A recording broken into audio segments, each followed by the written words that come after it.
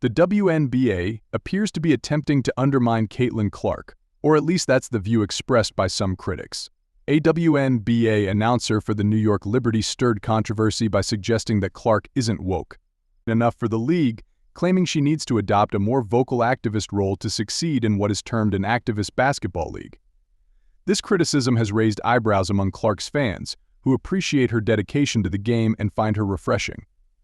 While she has consistently spoken out against racism and discrimination, some seem to expect her to take even bolder stances, perhaps by actively engaging in social causes or making political statements. It's puzzling that despite her clear opposition to racism and discrimination, she continues to face criticism, particularly from supporters of players like Angel Reese. These fans are often vocal on social media, but mainstream sports coverage rarely addresses this reverse racism. Instead, the focus remains on whether Clark is doing enough to align herself with specific social movements.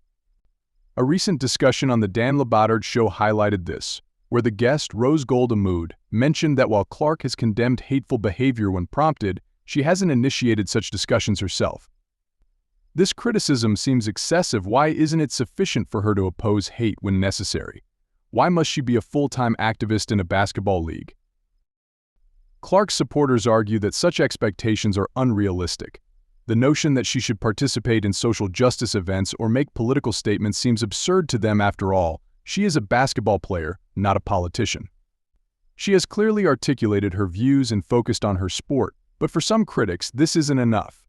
Additionally, it's important to consider the potential financial risks if she were to take the radical political stance some suggest.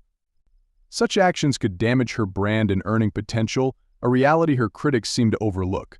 Why jeopardize her career to please people who might still be dissatisfied?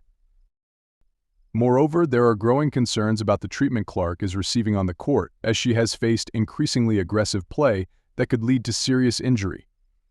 Critics note that WNBA Commissioner Kathy Engelbert has done little to address these issues, often downplaying the rough treatment Clark endures.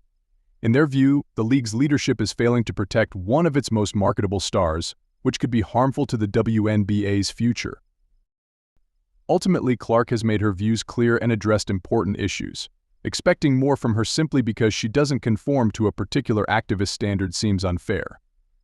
Let Caitlin Clark play basketball, and if she chooses to take a stand on certain issues, it should be on her own terms, not because of pressure from public opinion.